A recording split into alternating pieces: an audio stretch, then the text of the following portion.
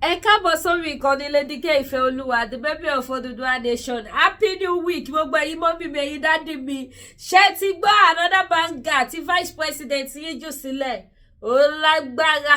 Vice president yóò ṣeré o. Ó lè ló lè máa jẹ́, kò sí bó ṣe máa ṣe bòlò tí ò ní rúgbẹ́. Ẹ gbọ́, ó lè ló lè máa jẹ́, kò sí bó ṣe máa ṣe bòlò tí kò ní rúgbẹ́. Fúnrara oníkálukú ló dẹ̀ máa júwe èèyàn tóun jẹ́. Vice President of Nigeria, His Excellency, His Excellency, Mr. Shettima, how my get olè ó ṣe kúkú gbé gbogbo Nàìjíríà máa lọ. Kò ṣe kúkú gbé gbogbo Nàìjíríà kọ́kọ́ fọ́ sẹ́ẹ̀lì sí. Ṣé ti rójú ayé lóde? Èmi tí mo máa ń ṣe program tí mo máa ń sọ fún yín gbogbo gbà wípé tó bá fẹ́ mú #1 terrorist in Nigeria, they call the Vice President of Nigeria responsible. He's #1 top criminal terrorist in the whole Africa. Vice President of Nigeria ni. Ṣé báwo ni? Ṣé báwo ló ti bọ́ táǹsì ló ti wá sọ̀rọ̀ yìí? Gbọ́yẹ tó ní kí gbogbo yín sọ fóun ní tẹ́ bá fẹ́ gbádùn ayé yín Nàìjíríà yẹn. Vice President of Nigeria ní tẹ́ bá fẹ́ gbádùn, tẹ́ fẹ́ ráyé gbé, tẹ́ fẹ́ sinmi, tẹ́ fẹ́ bọ́ nínú ìlà yìí lọ, ó bìlì Nàìjíríà. Tá bá sọ fún yín wípé àwọn pípù yìí gbogbo owó tó lọ yá yìí, àwọn ni wọ́n nà, àwọn ni wọ́n pè, wọ́n mọ ohun tó fi ṣe. Á dàbí pé ṣé torí ẹ̀ tí rí Yorùbá nation yín gbà, ẹ̀yin fẹnu wú géètì, ẹ̀yin fẹnu gba nation, ẹ̀yin nation orí afẹ́fẹ́, how far by? Ṣojú everybody ti là. Gbọ́yẹ tí Shettima ní kan sọ fóun. Tí a bá fẹ́ gbádùn Nàìjíríà, tá bá fẹ́ kí Nàìjíríà wà òkè, tá bá fẹ́ fi òpin sí ìpànìyàn tó lọ lọ́wọ́ ní Nàìjíríà, Vice President ti bíìlì wà o. Ó wá kó bá ṣe máa san gbèsè báyìí. Ó kù bí ìjọba orílẹ̀-èdè Nàìjíríà bí wọ́n ṣe fẹ́ sùn. Fẹ̀kọ̀ ti tẹ́lẹ̀ Shettima wípé ẹ̀kọ́ pè ní Vice President of Nigeria. Géèmù ní gbogbo kinní yìí. Mẹ́rin ẹ̀jọ̀kọ́ sí géèmù burúkú òun ni. Má bá yí fún ní volume gbọ́. Eléyìí ò ṣe wípé àròsọ àbí write up àbí tẹ́ bá sọ wípé AI ni. Ó said it in public. Pé tí ẹ bá fẹ́ kí ìtẹ̀jẹ̀ sílẹ̀, ìpànìyàn kó tó iye báyìí ní kẹsàn fún òun. Mi ò gbọ́ irú ẹ̀rí láyé mi. Àtijọ́ tí mo ti dé ayé mi ò gbọ́ irú ẹ̀rí wípé olórí orílẹ̀-èdè tó pe rẹ̀ lólórí orílẹ̀-èdè tó jẹ́ pé iṣẹ́ tó gbà òun ni láti dáàbò bo gbogbo wa. Iṣẹ́ tó gbà òun ni láti ṣètọ́jú gbogbo ará ìlú, láti rí dájú wípé ìlú yẹn ó sunwọ̀n, láti rí dájú wípé ìlú yẹn túbà ó túṣẹ, kó wá padà wá bọ́ síta, kó wá sọ fún gbogbo àwọn èèyàn wípé tí ẹ bá fẹ́ gbádùn ìlú yìí o, iye báyìí lòun máa gbà. Kí wá láǹfààní péjọ olórí orílẹ̀-èdè? Torí kí la ṣe yọ àwọn Nigeria president? Torí kí la ṣe yọ vice? Torí kí la ṣe yọ councillor? Torí kí la ṣe yọ chairman? Ṣebí kí ìlú lè tùbà, kí ìlú lè túṣẹ ni. Kí wọ́n lè ṣe ohun tó tọ́ àti ohun tó yẹ láti make sure wípé ara ò ní ọmọdé, ara ò ní àgbà. Àbí bẹ́ẹ̀ kọ́ ni ẹ bá kọ sí comment section. Torí ẹ mọ̀ pé mi ò ṣolóṣèlú. So mi ò mọ̀ bóyá kò ń ṣe àwọn nǹkan tèmi rò wípé torí ẹ̀ la ṣe níwọ. So tó bá jẹ́ pé nǹkan mi wà ta torí ẹ̀ yọ àwọn people yas olórí wa tí wọ́n já síwájú wa, tí Lady K Ìfẹ́olúwa, the baby of Oduduwa nation, tí ó mọ̀, ẹ bá kọ síbẹ̀. Gbogbo ẹ̀yin tẹ́ wò mí a kú ọ̀sẹ̀ tuntun. ọ̀sẹ̀ ayọ̀ lọ́sẹ̀ yìí máa jẹ́ fún wa láṣẹ Èdùmàrè. A whole vice president of Nigeria coming outside to face the old country, telling them that if you want to have peace of mind in so areas, this is the amount of money you have to pay to me. It's a big slap for Nigeria. Wípé a fi terrorist ṣe president, a fi terrorist ṣe vice president of Nigeria. It's a big slap. That is why people don't respect Nigeria anymore. In any country, one man treats Nigeria bí ẹni treat trash ni. Nítorí ìwà àti irú àwọn èèyàn tí àwọn olórí wa jẹ́. Ẹ bá ń fọ́ ètò yìí. Ẹ jẹ́ àjọgbọ́yé tí vice president wa náà fẹ́ gbà. Vice president ti ní kẹ́ sanwó. Tẹ́ bá ti sanwó, àlàáfíà máa tayọ̀. Ẹ ní kú mọ́, kò ní sí wàhálà mọ́. Lẹ́ni tó yẹ kí bàbá Tinubu wọ́ mọ́ra kọ́là ní fọ́tí pé ó ṣí èrè ní. Irú ọ̀rọ̀ burúkú wo ló jáde ní ìgboro ẹnu ẹ̀? Tó bá ti ẹ̀ pé yàn ní àbí fún rádaràdà. Ṣèbó máa pa fún yẹn mọ́ ni. Tí wọ́n bá ń pe èèyàn ní àbí fún rádaràdà, ó yẹ kẹ́ni yẹn pa fún yẹn mọ́ ni. Kò yẹ kó gbé ẹ lólè. Kó tún wá máa gbọ́mọ ẹranjó. A lot of media presenters out there have been pointing finger to you that you are a terrorist, you are a criminal. And you still have the guts to face the whole nation, telling them if they want to have peace of mind, if they don't want them to kill anybody anymore, they should pay you so amount. Ó yẹ kí gbogbo àwọn tó wà nínú ètò ìṣèlú, ẹ má gbàgbé o, bí àwọn kan ṣe ètò iṣẹ́ òṣèlú Nàìjíríà, wọ́n ṣe with pure heart ni wọ́n fi ṣe. Wípé èmi náà fẹ́ lọ síbẹ̀ kí lọ búrẹ́kì rẹ́kọ̀dù wípé èmi náà ṣe gudugudu méje yàyà mẹ́fà. That is why táwọn ẹlòmíì fi lọ síbẹ̀. Kì í ṣe gbogbo wọn ni wọ́n ní bad intention. Gbádùn mi, kì í ṣe gbogbo wọn ni wọ́n ní èrò búburú fún wa àti fún ìlú Nàìjíríà wípé kó má dà. Ẹlòmíì lọ síbẹ̀ ní lọ pé òun máa kówó jẹ, òun dẹ̀ máa make that country become a better country, become a great country. Òun máa jẹ́ kí iṣẹ́ ọwọ́ òun kó polongo irú èèyàn tó wù jẹ́ láti tún lè lọ fún another post, another seat. Kì í ṣe gbogbo wọn lẹ́ranko. Ṣùgbọ́n ẹ wo Shettima. Ó tẹ̀ tó ẹ̀mí yìí. Màmá ní ojú mi rẹ̀, ẹ wojú mi dáadáa. Mi ò ní mi ò sọ bẹ́ẹ̀. Vice President of Nigeria is a terrorist. Apààyàn ni, kidnapper ni. If they want to hold anybody responsible for this terrorist bad action going on in Nigeria, they should hold the Vice President of Nigeria. Wàláì bàbá jẹ́ kí gbogbo ayé mọ̀ pé òótọ́ ni Lady K sọ. Abẹ́gbọ̀n, Vice President of Nigeria, ó jẹ́ ká mọ̀ pé òótọ́ ni mo sọ. Mi ò parọ́. That is why they cannot come for me. That is why they cannot sue me. Because there is a lot of evidence to shows wípé this man is a terrorist. He's not the kind of man that's supposed to hold any power in any country. In any country apart from Nigeria. Àwọn country tó kéré ju Nigeria lọ́gọ́, wọn ò ní dìgbò ẹranko bí ti Shettima ní power. Because ọ̀daràn ni.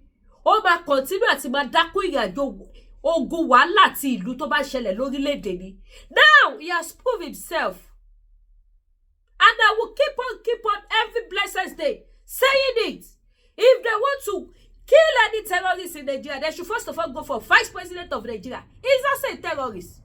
Why can you be a father of the nation and you will be telling people that if they want to have peace of mind in their community, in their state, they should pay you huge amounts of money? Who does that?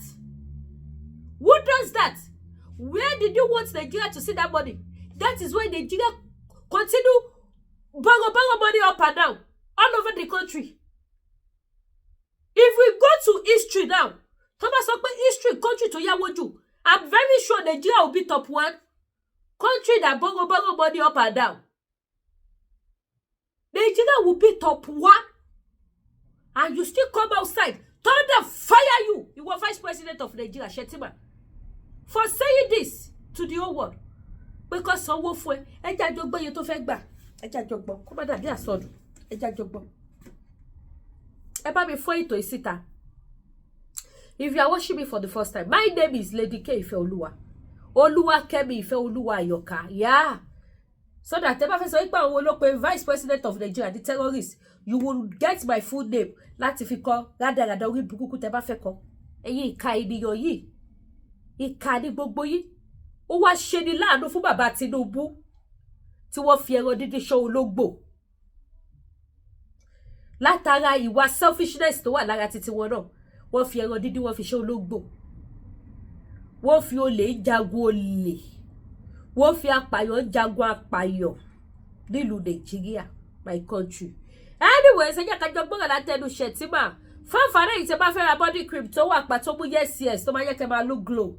Either you want to glow jù mí lọ, abẹ́fẹ́ glow tó mi, I have your cream here. Contact me lórí nọ́mbà tẹ́wọ́ lójú screen yìí ojú òní tí yìí. Ẹ̀yin tẹ́ bá tún wá like cap orí mi, I have it in different color. Ẹ bó ṣe dúró re, yìí ò ṣe rú o. Ó lọ lórí English, ó lọ lórí native. Ó wọ party, ó wọ get together. Kò síbi tẹ́lẹ̀ ló lọ. Bó jẹ́ ìdí ọjà yìí náà lẹ́ ló lọ. Ó lọ. Mo ní color lóríṣiríṣi. Yàtọ̀ sílẹ̀, I have another fine design. Yeah. Ó wà ní Lady K African store, gbogbo Lowo store. Yes. Ẹ jẹ́ agbọ́rọ̀ látẹnu vice president of Nigeria apààyàn criminal. Criminal tó yẹ kó wà lẹ́wọ̀n.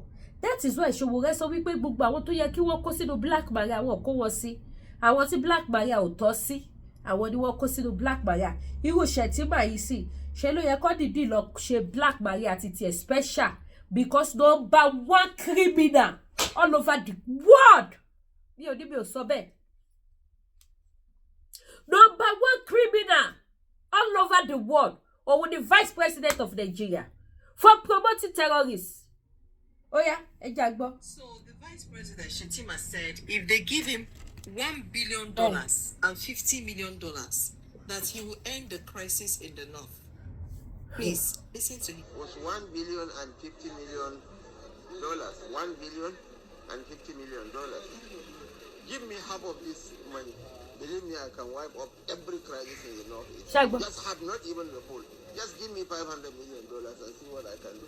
Huh. But they have so far generated only 268 billion.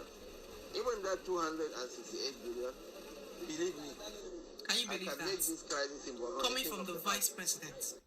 So who will give him $1 billion? Who? The president will give him $1 billion. So he's waiting for money. Like, they are making mockery of our pain. Like, what is going on? What is going on? So he's waiting for $1 billion to fight insecurity in the north. #1 criminal of Nigeria fẹ́ gba $1 billion. Hey! I don't understand what is worrying these people. Like, what is going on? Hey, guys, what do you think about this? What do you think? #1 criminal in Nigeria fẹ́ gba $1 billion. #1 criminal. Ẹ bá mi kọ sí comment section. Ẹ bá mi share ètò yìí. Ẹ bá mi share, ẹ bá mi pín. #1 criminal of Nigeria ó fẹ́ gba $1 billion. Our vice president is #1 terrorist, #1 criminal all over the country, all over African country. Shettima is the criminal. Èmi ni mo sọ bẹ́ẹ̀. With what I'm seeing on social media, with what is coming out from his mouth. Ṣé kò ṣe wípé kò lè dáàbò bo gbogbo ìlú ló ṣe lọ jẹ vice president ni? Ó wá ní kó fún ẹ ní owó yẹn, kó fún ẹ ní half of that money. Ṣé ká tún play ṣá? Ẹja tún play. Ẹja tún volume gbé sókè. Ó wà láòdù gan Nàìjíríà. Gbogbo ẹ̀yin tẹ́ lọ gbẹ́kẹ̀lé bàbá Tinubu for 2027. Ṣùgbọ́n ẹni tó máa ṣèjọba pẹ̀lú bàbá Tinubu ṣe bó wò yìí. Àbí kìí ṣe ti Shettima yìí. Kéèyàn kò wo ti Shettima yìí ní nǹkan lásán. Kò yẹ kéèyàn jẹ́ kí bàbá Tinubu lọ sẹ́ni wuyẹ̀. Because adẹ́tẹ̀ ni Shettima kò lè fún wàrà ó máa da wàrà bàbá Tinubu nù. Aya bàbá Tinubu á já ìgbẹ́ àgbọ̀n yìí. Orí ya pé a straight. Ọpọlọ yá ṣe kíni. A nọ́mbà. Bẹ́ẹ̀ ni eléyìí ọ̀ṣọ́rẹ̀ kéèbú. a kú ọ̀sẹ̀ tuntun ẹ jẹ́ tún kí yín lẹ́ẹ̀kan sí eléyìí ò ṣọ̀rẹ́ kéèbù àìlè sọ̀rọ̀ ìbẹ̀rù orí burúkú ni wọ́n ti rí wa tán wọ́n ti mọ stáàdì wa wọ́n kó ìpayà sáwọn yúùtù láyà àwọn yúùtù ò lè yọ fadafada wọn ò lè bọ́ síta with their full chest kí wọ́n fèsì wọn pé kí ni kò sí wẹ̀yẹ̀ lẹ́kọ̀ọ́ ẹ gbé padà síbi tẹ́ ti gbé bọ̀ ìyálà ìyá yín ẹ ní dúró wò wọn ò lè ṣe bẹ́ẹ̀ bàbá ní kò sẹ́ni fẹ́ kú èmi náà fẹ́ kú ṣùgbọ́n màá fèsì yín màá fáyà yín àgọ́ fèsì náà eléyìí ò ṣọ̀rẹ́ kéèbù ọlọ́gùn gboyà fún mi kékeré ẹja tún vice president wa gbọ́ oya So the vice president Shettima said if they give him $1 billion and $50 million, that he will end the crisis in the north. Oh, about Please, 100 billion. listen to me. Was $1 billion and Okay, $50 $1 million. $1 billion and $50 million. Give me half of this money. Believe me, I can wipe up every crisis in the Northeast. Just have not even the full. Just give me $500 million and see what I can do. But they have so far generated only 268 billion. Hey, Joki, shake it, big slap, Lele, a vice president. Maybe I said this man, they kick it, go. Call for any $500 billion. Oh, my God, do the dots. Share the party not allow people to Yawole Yoba. That is a better one for you. Yes, I want to know to my gbado. I want to let you bad over la lafia. Whoa, God, if you be jealous, as you want Jazo, I want to tell you for 2027. 2027 till Lado. Ó ti ládùn tí wọ́n one chance ẹyẹ yọ no ẹ jẹ́ ká fẹ̀fẹ̀ lẹ̀ ṣé kò fọ́ nìyí pé tó bá fún òun ní half of $1 billion kọ́ fún òun ní $500 million Shettima kúkú bá wa kọ́ for sale sí Nàìjíríà ṣé ibi tọ́wọ́ Nàìjíríà lọ sí ó bẹ́ tàkàtà Nàìjíríà for sale Ọlọ́run owó tí Shettima fẹ́ gbà ×2 abala àwọn tó máa kó sílẹ̀ ọmọ Nàìjíríà lè ra Nàìjíríà kò rí tàtàdé dúró yìí because àwọn businesswoman kan wà Nàìjíríà tó jẹ́ pé owó wo pariwo wọ́n ṣe social media person so a lot of people don't know them wọ́n dẹ̀ make it cool money wọ́n ṣiṣẹ́ ajé wọn lọ so irú àwọn yẹn sìn tí wọ́n ṣe ní social media olóore kárí ni tó bá ra Nàìjíríà ó dà ipa máa gbádùn wọ́n lè bá wa fún Shettima lówó bàbá Tinubu á gba ṣíẹ̀ tiẹ̀ ẹ fi ṣíẹ̀ tàyọ̀ká náà ẹ fi ránṣẹ́ sí Canada because kò possible kẹta Nàìjíríà kẹ má fún mi ṣí àtẹ̀mí ẹ gbọ́dọ̀ fún mi ṣí àmì because tí bá ka ohun tí Nàìjíríà ti ṣe fún mi apart of 2021 incident Nàìjíríà ti show me a lot of evil ní Nàìjíríà ti ṣe fún mi a lot tí ó lè jẹ́ kí irú èmi yìí kí n wò pé kí ni Nàìjíríà fẹ́ ṣe tí mo fẹ́ ṣàánú wọn mọ́ wọ́n ti show me ní a lot and àwọn kan tó ṣe fún mi ó jẹ́ kí n kẹ́kọ̀ọ́ ó jẹ́ kí n di alágbára láti máa sọ̀rọ̀ kó má lè ṣe bẹ́ẹ̀ fẹ́ lómi because kì í ṣe nǹkan tó dáa kì í ṣe nǹkan tó dáa kì í ṣe nǹkan tí mo lè fi proud. But this is what I achieved in Nigeria. This is what the Nigerian government have done to me. I'm so happy. I'm so proud of Nigeria. God bless my country. No. You should continue if you be young. So, ó jẹ́ kí ṣe kí ni kí reject Nigeria. Kọ́kọ́ for sale sí Nigeria. Ẹ̀yin tẹ́ wà diaspora. Nigeria ní property gan o, olówó o. Gold wà, resources wà. Ẹ kówó jọ ẹ wá ra Nigeria lọ́wọ́ Shettima.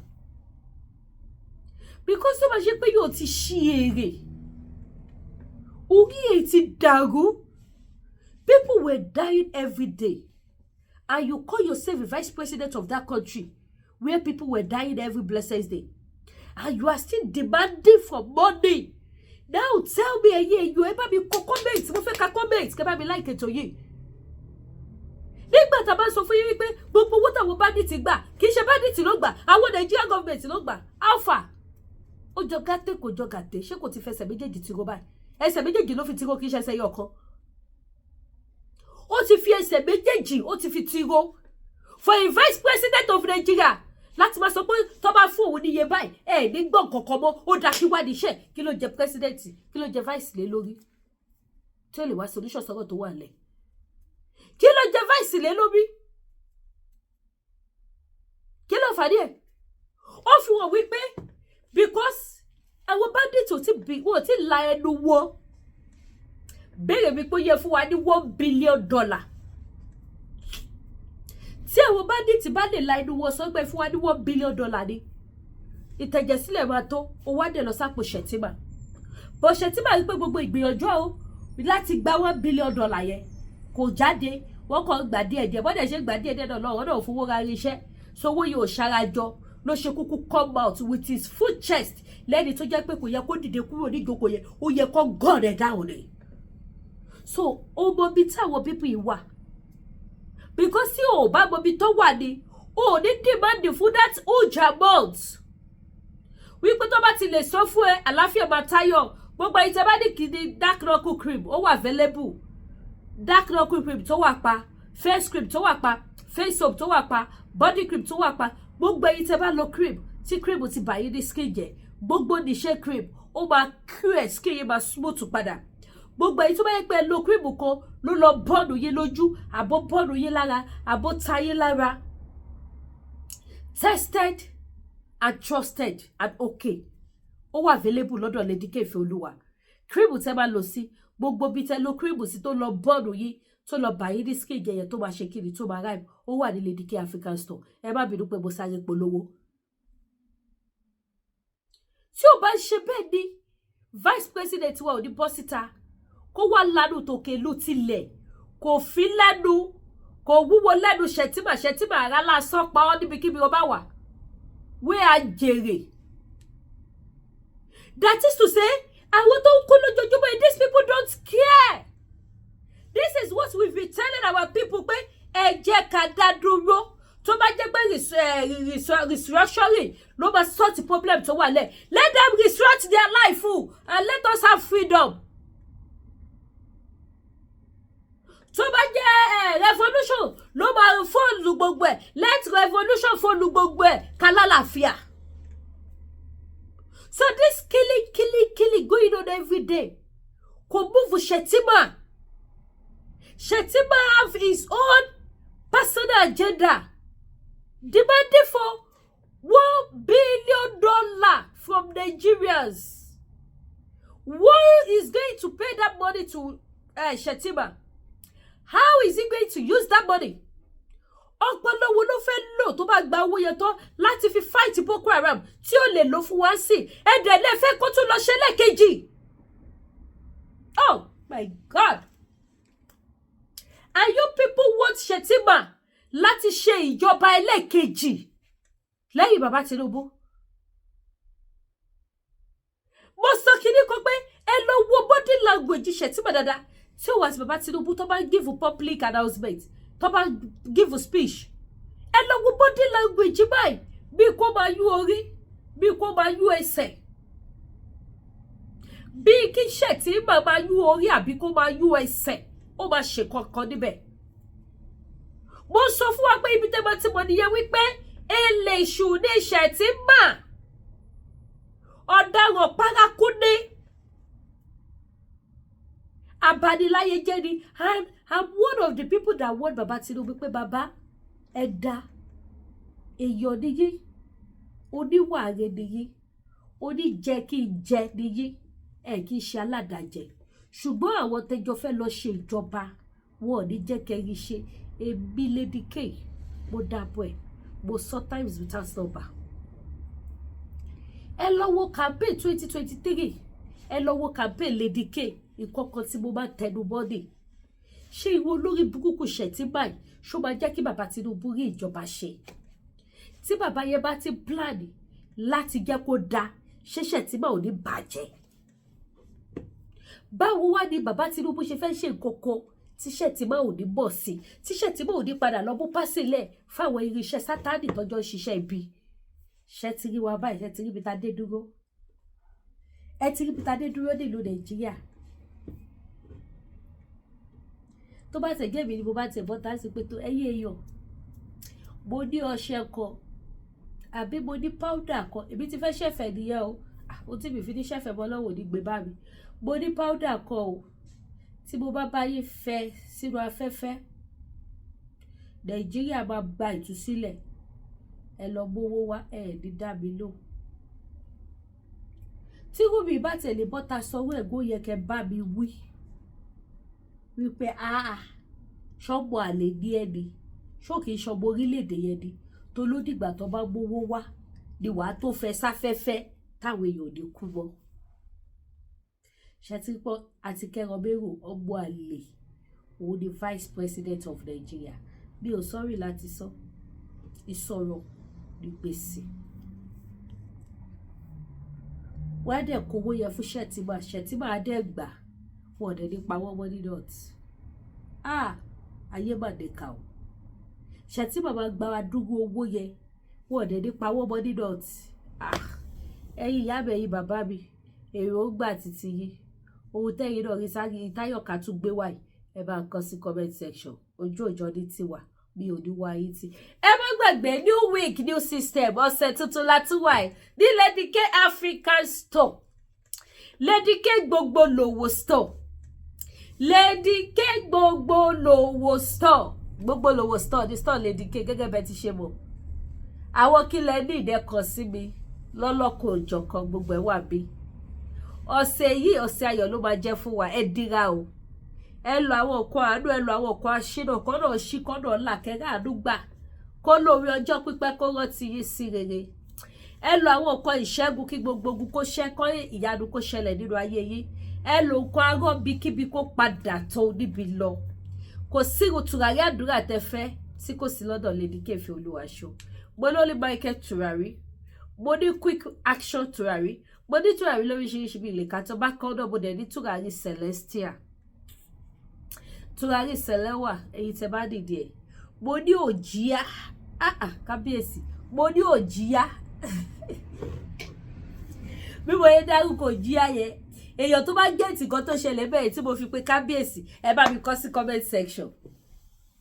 Mi ò ní fẹ́ níbi sọ̀kan tó ṣẹlẹ̀ bẹ́ẹ̀ yẹn. Mo yẹ dárúkọ òjìá yẹn èèyàn tó bá gẹ̀ẹ́tì kan tó ṣẹlẹ̀ ẹ kọ sí comment section. Màá wo comment ẹnìyẹn tẹ bá gbà máa jẹ́ kẹ́ mọ̀. So mo láwọn tùràrí lóríṣiríṣi, mo dẹ̀ láwọn perf lóríṣiríṣi, mo dẹ̀ láṣọ pẹpẹ oyin gidi ó wà, gbogbo nǹkan ló wà ní Lady K African store. Orógbó wà, obì wà, àdí wà, àtàrí wà, àtàìjọsí wà, alop kò gbẹ́yìn, tapioca, rice of father ó wà, àdírú body store, irú ti tán, ẹja ó ti lọ, àwọn pala nìkan ló kù, kò sí Thailand fish, kò sí Bagada fish. Bákan náà kí ló tún wà so many things. Àwọn tí ó sì ní mo dárúkọ yẹn ẹja àti irú ẹja àwọn Thailand fish, Bagada fish, àwọn yẹn ti fìdí ṣe kíni ó ti fìdí jálẹ̀, kò sáwọn yẹn mọ́ àti irú gbígbẹ ó ti tán.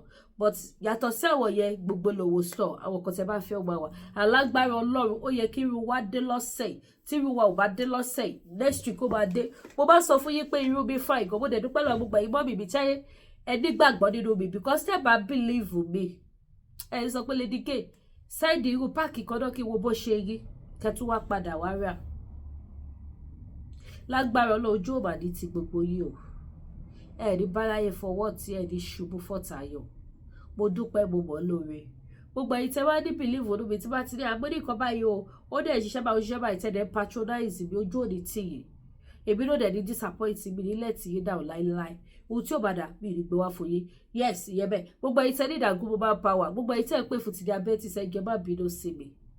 Mo bá sọ fún yín pé àgùnmu diabetes yẹ kó dilẹ̀. Ọ̀rọ̀ iléeṣẹ́ tí ọ̀dẹ́ ti sú mi. Mo ti bá sọ fún àyẹ̀ náà pé ẹrù ránṣẹ́ rẹpẹtẹ wọ́n máa rà. But àwọn ló yé bóyá production wọn ló máa fà because bẹ́ẹ̀ mi ṣe ń polówó bí náà lọ́ta ní Nàìjíríà so a lot of people ń rà. So bí òun ló fà tí wọ́n ṣe lè kó púpọ̀ ránṣẹ́ but oyè oníkálukú bóyá ṣe business ẹ̀rú èmi sì ti bá tajà kan tí mo rí pé ó move ọjà yẹn ni màá sáré face that period ni màá face gidi gan so bó ṣe jẹ́ díẹ̀ so bó oníkálukú ṣe mọ̀ nípa business ọ̀tọ̀ọ̀tọ̀ because season ni gbogbo nǹkan tí nǹkan bá ti ta warawara ó tún lè yí sí nǹkan míì kó tún má tàbọ̀. That is why tẹ́ pé gbogbo Lowo ní Lady K. Ẹ wo gbà tí mo polówó fìlà lójú méjèèjì mi ò lè ṣe program kí n má polówó ẹ̀ fún yín. Ó dẹ̀ ṣe tàdí sí because ó wà pa ó lọ ní native ó lọ ní English either ìṣerun àbẹ́ ìṣerun. Ẹ wò mí báyìí sí mo ti tún run mi ò réyàn bá mi ṣerun mi. Èèyàn tó yẹ̀yà bá mi ṣerun lẹ́ẹ̀kan ti ríṣẹ́ ibi ò dẹ̀ lè ṣerun fúnra mi apá máa ń ro mí tí bá ṣe fúnra mi.